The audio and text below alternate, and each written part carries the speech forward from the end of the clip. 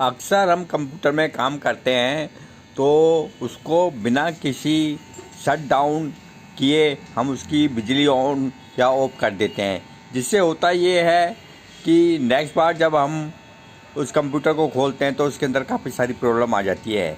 उन्हीं प्रॉब्लम में एक प्रॉब्लम आती है, जैसे आपने उसको ऑन किया, ऑन करने के बाद आपको की हार्ड डिस्क कंप्यूटर डिटेक्ट नहीं करता और बहुत स्लो चलता है आपका कंप्यूटर और उसमें प्रॉब्लम आती है। एक तो प्रॉब्लम आती है F1 और एक प्रॉब्लम आती है डेल प्रेस यानी की और गो टू सेटअप मेनू। तो इस तरह की प्रॉब्लम जब आती है, हम F1 की प्रॉब्लम के लिए उसमें क्या होता है कि सीमोस की बैटरी जो कि हमारे मदरबोर्ड में लगती है वो डाउन हो जाती है, तब ऐसा होता है। लेकिन हम इसको इस तरह सॉल्व नहीं करते। सीमोस की बैटरी डाउन है या नहीं इसका पता हम दूसरे तरीके से लगाएंगे, लेकिन हम मानते हैं कि अभी हमारी सीमोस की बैटरी डाउन नहीं हुई जिससे F1 की प्रॉब्लम आई है। तो कोई बात नहीं, अब हम दूसरा तरीका बताते हैं जिसमें लिखा आता है कि प्रेस डेल और F12 टू कंटिन्यू, ऐसी प्रॉब्लम आती है। फिर कंप्यूटर धीरे धीरे चलता है और उसके बाद उसमें प्रॉब्लम आती है कि DMI वेरीफाई और अपडेट सक्सेसफुल। उसके नीचे फिर विंडो खुलती है जिसमें लिखा रहता है कि boot device not find boot and press enter की टू कंटिन्यू।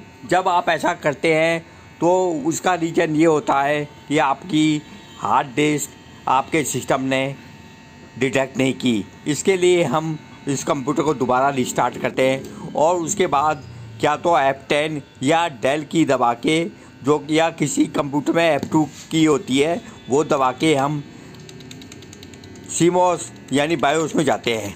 और बायोस में जाके सबसे पहले हम उसमें सीमोस सेटिंग में जाते हैं। हम उसमें देखते हैं कि ID चैनल पे या SATA चैनल पे जो होती है उसमें कोई आपकी हार्ड डिस्क शो नहीं हो रही। जब शो नहीं हो रही इसका मतलब वहाँ पे वो नील आ रही है, तो इसका मतलब आपकी हार्ड डिस्क डिटेक्ट नहीं की। उसके बाद हम एस्केप की दबाते हैं और एस्केप की दबा के वापस बायोस सेटिंग में जाते हैं। और बायोस सेटिंग में जाने के बाद उसमें सेकंड ऑप्शन है बूट प्रायोरिटी, तो उसके लिए हम उस पर क्लिक करते हैं तो उसमें देखते हैं कि उसमें सिर्फ एक ही कार्ड आ रहा है, बूटेबल ऐड इन कार्ड। उसमें कोई हार्ड डिस्क डिटेक्ट नहीं हो रही। तो इससे हमें ये लगता है कि हार्ड डिस्क डिटेक्ट नहीं हुई। और हार्ड डिस्क डिटेक्ट नहीं हुई उसके कई कारण होते हैं। तो इसके लिए हम क्या करते हैं, या आपकी SATA या ID हार्ड डिस्क है तो उसको नीचे से भी और ऊपर से हार्ड डिस्क के पास से भी खोल के उसकी सफाई कर देते हैं। और अगर तार ख़राब हो तो तार बदल देते हैं और साथ में उसकी पावर केबल पे फूंक मार के उसको दोनों तरफ से साफ़ कर लेते हैं। फिर देखते हैं कि वो डिटेक्ट हुई या नहीं। हमने काफ़ी कोशिश की, इस तरह की कोई डिटेक्शन नहीं है।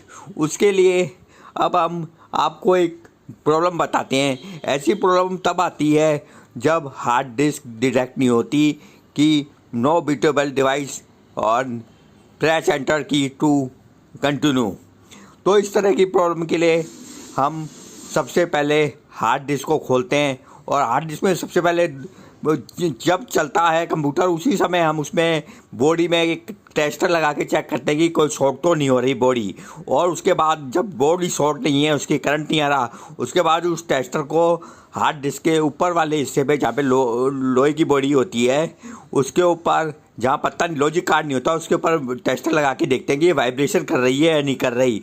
और वाइब्रेशन कर रही है और हम उसको छू के देखते हैं कि ये गर्म हुई या नहीं। इसका मतलब है कि उसकी अंदर की मोटर काम कर रही है और आपकी ये प्रॉब्लम उसके लॉजिक कार्ड में है। और लॉजिक कार्ड में क्या प्रॉब्लम है ये हम आपको खोलने के बाद ही पता चलेगा। जैसा कि अब मैं आपको बताता हूँ कि इस हार्ड डिस्क में क्या प्रॉब्लम है। जैसा लॉजिक कार्ड में है, अब मैंने इस लॉजिक कार्ड को खोल लिया है। इस लॉजिक कार्ड में आपको ये स्पॉट दिखाई दे रहा है, ये एक कार्बन आ गया है इन कंडेंसर पे, जहाँ पे ID कार्ड का स्लॉट जो कि कंप्यूटर से आता है और हार्ड डिस्क में कनेक्ट आता है उसकी तरफ से भी पूरी कनेक्टिविटी नहीं आ रही। पूरी कनेक्टिविटी नहीं आने से उसमें करंट नहीं आ रहा, जिसकी वजह से जो हार्ड डिस्क की आईडी है, यानी जो बायोस पहचानता है कि जो कंप्यूटर का सीमोस पहचानता है कि ये आईडी सैमसंग की है और वो इसके रिकॉग्नाइज नहीं हो रही। इसके लिए हम इसको साफ़ करेंगे। इसके साफ़ करने के लिए हम एक रबड़ जो कि बच्चों के काम आता है पेंसिल का मिटाने के लिए, उससे धीरे धीरे साफ़ करेंगे। और धीरे धीरे साफ़ करने के बाद इसको हम ब्रश से साफ़ कर देंगे ताकि वो जो कार्बन है वो फैले नहीं। और इसकी पूरी अच्छी तरह ब्रश से भी सफाई कर लेंगे। और अच्छी तरह साफ़ करने के बाद इसको हम कनेक्ट करेंगे और देखेंगे कि कंप्यूटर में दोबारा ये रिकॉग्नाइज हुई या सीमोस ने बैटरी को पहचाना या नहीं पहचाना। फिर उसके बाद अगर फिर भी प्रॉब्लम आती है तो हमें ना इस कंप्यूटर को, इस हार्ड डिस्क को, इसके 3 बोल्ट जो है ऊपर, इसको पेचकस की सहायता से खोल के इसके नीचे देखेंगे। अब हमने इसकी पेचकस को मैंने पहले ही खोल लिया था। अब मैं आपको लॉजिक कार्ड को पलट के दिखाता हूँ। लॉजिक कार्ड कई तरह के होते हैं और कुछ लॉजिक कार्ड में ऊपर भी आईसी होती है और कुछ में नीचे भी आईसी रहती है। और उसके दौरान काफ़ी ज़्यादा उसमें धूल और मिट्टी के कारण अंदर फंस जाते हैं और उसकी वजह से में कनेक्टिविटी नहीं आती कि उसके अंदर क्या डाटा है, जिसकी वजह से जो हार्ड डिस्क का बायोस है वो कंप्यूटर के बायोस को अपनी आईडी नहीं बता पाता। तो इसलिए हम ब्रश से ऊपर से भी साफ़ कर लेंगे और नीचे से भी साफ़ कर लेंगे। और जब अच्छी तरह साफ़ करने के बाद, जैसा आप मेरी हार्ड डिस्क में देख रहे हैं, इसमें मोटर पे कनेक्टर लगे हुए हैं और नीचे यहाँ ये 4 कनेक्टर जहाँ से हार्ड डिस्क का डाटा आता है, इसके ऊपर आप क्लियरली देखें कि ये कार्बन आया हुआ है और इसमें कुछ प्रॉब्लम नहीं है। जैसा आपने को मैंने पहले भी बताया था कि हार्ड डिस्क की मोटर घूम रही थी और गर्म हो रही थी मोटर, इसका मतलब हमारी मोटर ठीक थी, लेकिन सिर्फ उसके कनेक्टर में खराबी थी जिससे डाटा हार्ड डिस्क का कंप्यूटर में नहीं जा रहा था। अब हम ऐसा करते हैं, एक रबड़ से इसकी डाटा को जहाँ पे कनेक्टर है यहाँ पे इस कार्बन को साफ़ कर लेते हैं। कार्बन से साफ़ करके बिल्कुल क्लियर साफ़ कर लेते हैं।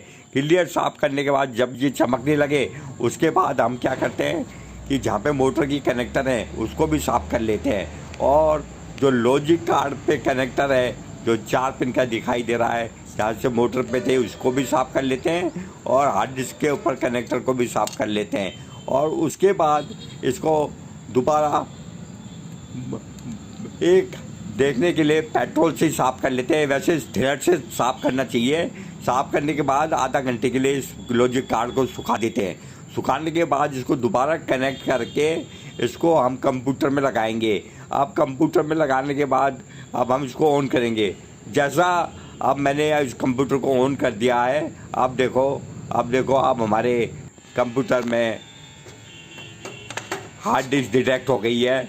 क्योंकि जो कमी थी वो थी कि इसके कनेक्टर पे जहाँ से हार्ड डिस्क का डाटा आता है वहाँ पे कार्बन जमा हुआ था, वो कार्बन साफ़ हो गया और अब देखो ये हमारी विंडो खुल गई। इस तरह हम DMI वेरीफाई की प्रॉब्लम को तार ठीक करके नहीं हुई जो प्रॉब्लम, उसको उसकी हार्ड डिस्क को साफ़ करके ठीक कर लेते हैं। इस तरह हम अपनी कंप्यूटर को ऑन कर लेते हैं।